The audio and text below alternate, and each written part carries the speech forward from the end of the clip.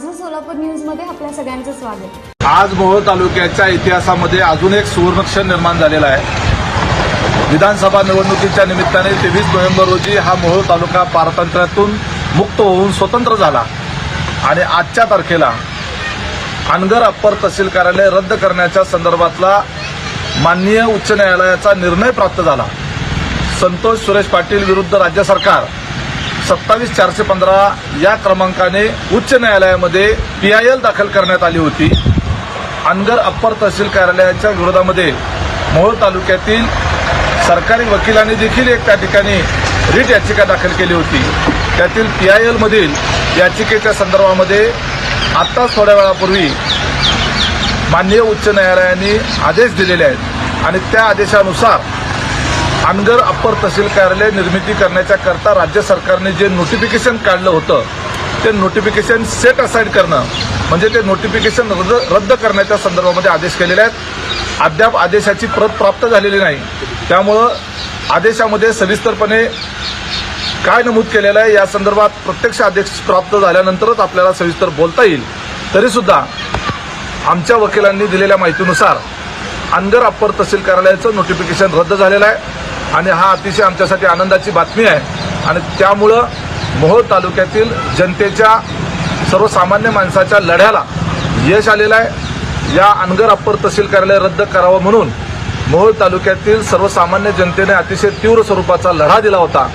या लढ्यामध्ये अनेकांनी उपोषणं केली होती, वेगवेगळ्या पद्धतीची आंदोलनं केली होती, मोर्चे काढले होते, मोहोळ बंद ठेवण्यात आलं होतं। याच्यामध्ये मोहोळ शहरातल्या व्यापाऱ्यांनी, मोहोळ शहरातल्या नागरिकांनी आणि तालुक्यातील सर्वसामान्य जनतेने यामध्ये या आंदोलनामध्ये भरघोस असा पाठिंबा दिला होता। अनगरचे नेते राजन पाटील असतील किंवा तात्कालिक आमदार यशवंत माने असतील यांनी या मोहोळ तालुक्याचे 2 तुकडे करून त्या मोहोळ तालुक्यावर फार मोठा अन्याय केलेला होता आणि त्या अन्यायाच्या विरोधामध्ये प्रचंड मोठ्या प्रमाणावर आवाज सर्वसामान्य जनतेनं त्या ठिकाणी उठवला होता। आमचा आवाज उच्च न्यायालयापर्यंत गेला आणि उच्च न्यायालयापर्यंत आमच्या भावना पोहोचल्या।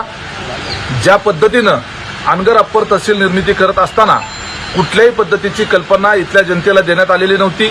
प्रशासकीय यंत्रणेने फक्त 12 दिवसामध्ये अनगर अप्पर तहसील कार्यालयाची निर्मिती केली होती। राज्यामध्ये जवळपास 60 ते 65 अप्पर तहसील कार्यालयांच्या निर्मितीची मागणी असताना आणि मागच्या 10 ते 12 वर्षापासून संबंधित प्रस्ताव प्रलंबित असताना मोहोळच्या बाबतीत मात्र 12 दिवसामध्ये अनगरचं अप्पर तहसील कार्यालय निर्माण करण्यात आलं।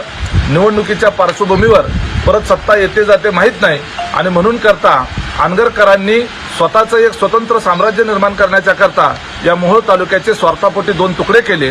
ज्या अनगर गावाला जायला एकही एसटी नाही, ज्या अनगर गावाला जाण्याची कुणाचीही मानसिकता नाही, कारण नसताना जवळपास 41-42 गावांना त्या अनगर अप्पर तहसील कार्यालयाला जोडून त्या ठिकाणी त्यांच्यावर अन्याय करण्यात आलेला होता।